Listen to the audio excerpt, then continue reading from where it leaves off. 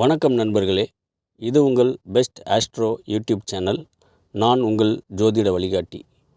தான் கொண்ட கொள்கையில் மட்டுமே கண்ணும் கருத்துமாயிருக்கும் மேசராசி அன்பர்களே, நடக்கும் 2025 டிசம்பர் மாதம் உங்களுக்கு எப்படிப்பட்ட மாதமாக இருக்கப் போகிறது, நன்மை என்ன தீமை என்ன அப்படிங்கிறத விவரமாக அலசி ஆராய்ச்சி பண்ண போகிறோம் இந்த வீடியோவில். வீடியோவை ஸ்கிப் பண்ணாமல் முழுசாக பாருங்கள். ஏன்னா வீடியோவில் உங்களை அதிர்ச்சியூட்டும், ஆச்சரியப்பட வைக்கும் பல விஷயங்கள் உள்ள மறைஞ்சிருக்கு. வீடியோவுக்கு லைக் பண்ணுங்கள், உங்களோட கருத்துக்களை கமெண்ட் பண்ணுங்கள், சேனலை சப்ஸ்கிரைப் பண்ணுங்கள். உங்களோட ஆதரவு இருந்தால் மட்டும்தான் நான் நம்பிக்கையோட மேலும் பல வீடியோக்களை தொகுத்து வழங்க முடியும். ஓகே நண்பர்களே, இப்போ வீடியோக்குள்ளே போகலாம் வாங்க. அஸ்வினி, பரணி, கிருத்திகை 1ஆம் பாதத்தில் பிறந்தவர்கள் மேசராசிக்காரர்கள். பொதுவாகவே இவர்களுக்கு செவ்வாய் ராசிநாதராக இருப்பதால் பிடிவாத குணத்தை பிடிவாதமாகவே கடைபிடித்து வருவார்கள். அதனால் இவர்களிடம் விடாமுயற்சி, தன்னம்பிக்கையும் அதிகமாகவே இருக்கும். ஒரு வேலையை தொட்டுவிட்டால் அந்த வேலையே வேண்டாம், என்னை விட்டுவிடு என்றாலும் வேலையை முடிக்காமல் ஓயமாட்டார்கள்.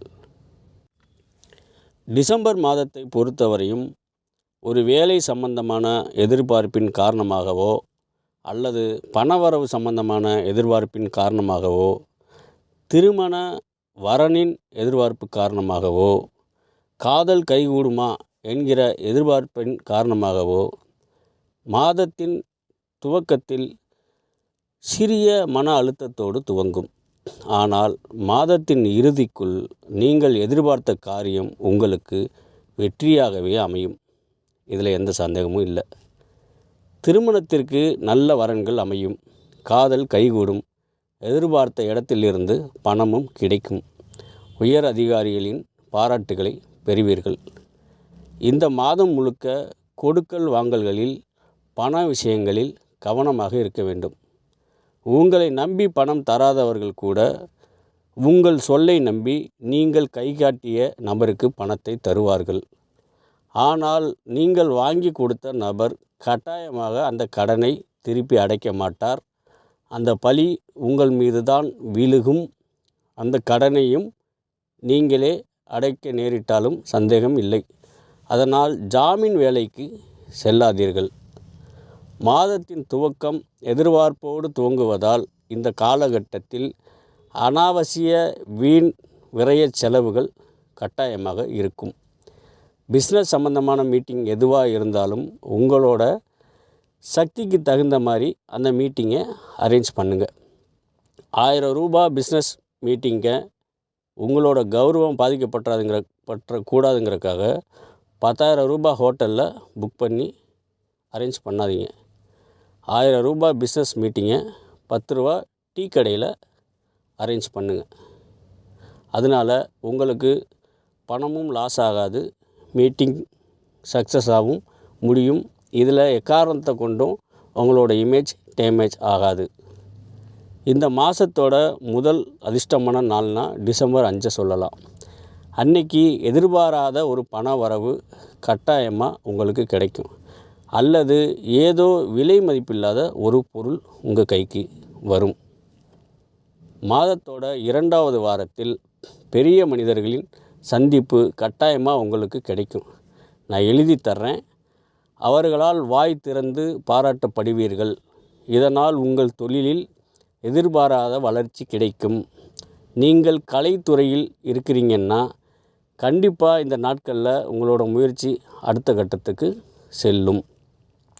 உங்களது ரகசியங்களை ரகசியமாகவே வைத்துக்கொள்வது நல்லது.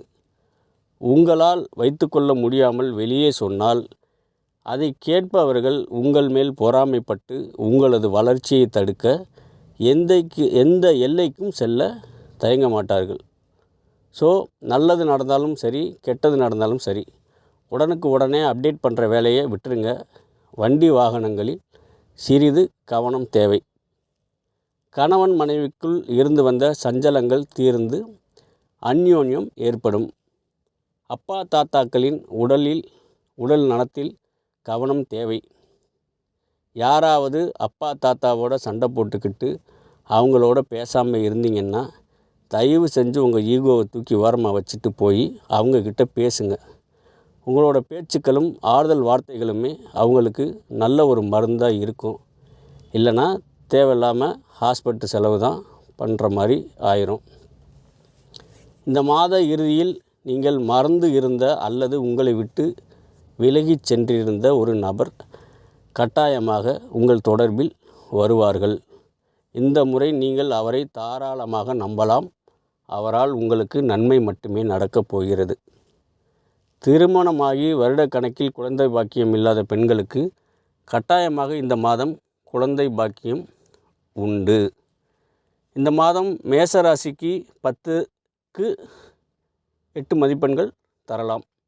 நன்மையான நாட்கள் என்று பார்த்தால் 5, 9, 14, 20, 22, 25, 29 இந்த நாட்கள் உங்களுக்கு சாதகமான நாட்கள்.